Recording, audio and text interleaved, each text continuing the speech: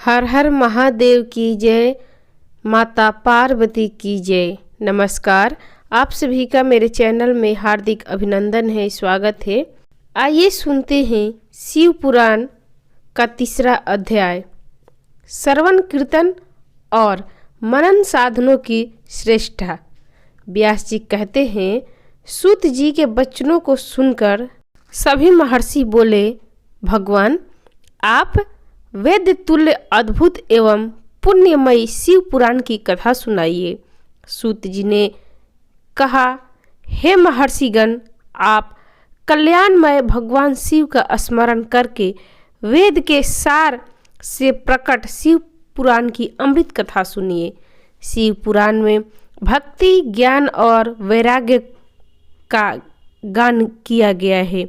जब सृष्टि आरंभ हुई तो 6 कुलों के महर्षि आपस में वाद विवाद करने लगे कि अमुक वस्तु उत्कृष्ट है, अमुक नहीं। इस विवाद ने बड़ा रूप धारण कर लिया तो सभी अपनी शंका के समाधान के लिए सृष्टि की रचना करने वाले अविनाशी ब्रह्मा जी के पास जाकर हाथ जोड़कर कहने लगे, हे प्रभु, आप संपूर्ण जगत को धारण कर उनका पोषण करने वाले हैं। प्रभु, हम जानना चाहते हैं कि संपूर्ण तथ्यों से परे परात्पर पुराण और पुरुष कौन है। ब्रह्मा जी ने कहा, ब्रह्मा, विष्णु, रुद्र और इंद्र आदि के युक्त संपूर्ण जगत समस्त भूतों एवं इंद्रियों के साथ पहले प्रकट हुआ। वे देव महादेव ही सर्वज्ञ और संपूर्ण है। भक्ति से ही इनका साक्षात्कार होता है, दूसरे किसी उपाय से इनका दर्शन नहीं होता। भगवान शिव में अटूट भक्ति मनुष्य को संसार बंधन से मुक्ति दिलाती है। भक्ति से उन्हें देवता का कृपा प्रसाद प्राप्त होता है। जैसे अंकुर से बीज और बीज से अंकुर पैदा होता है। भगवान शंकर का कृपा प्रसाद प्राप्त करने के लिए आप सब महर्षि धरती पर सहस्त्रों वर्षों तक चलने वाले विशाल यज्ञ करो। यज्ञपति भगवान शिव की कृपा से ही विद्या का सरतत्व साध्य का ज्ञान प्राप्त होगा। शिव पद की प्राप्ति साध्य और उनकी सेवा ही साधन है तथा जो मनुष्य बिना किसी फल की कामना किए उनकी भक्ति में डूबे रहते हैं वही साधक है। कर्म के अनुष्ठान से प्राप्त फल को भगवान शिव के श्री चरणों में समर्पित करना ही परमेश्वर की प्राप्ति का उपाय है तथा यही मोक्ष प्राप्ति का एकमात्र साधन है।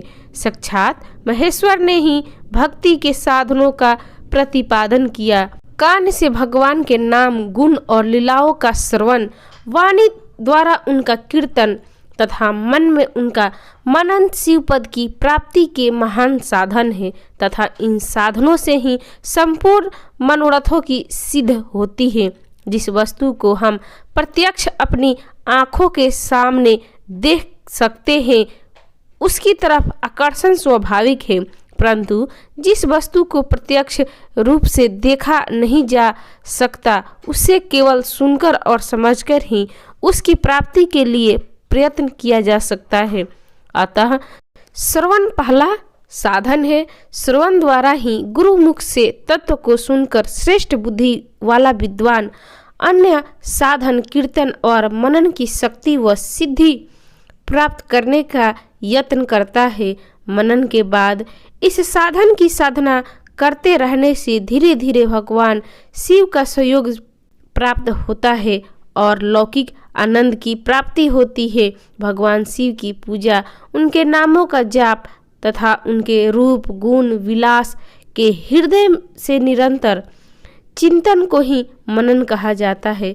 महेश्वर की कृपा दृष्टि से उपलब्ध इस साधन को ही प्रमुख साधन कहा जाता है। तो भक्तजन, ये थी शिव पुराण की तीसरा अध्याय। आपको कैसी लगी? अच्छी लगी तो इसे लाइक करें, शेयर करें, मेरे चैनल को सब्सक्राइब करें। कथा सुनने के लिए आप सभी का धन्यवाद। हर हर महादेव, माता पार्वती की जय।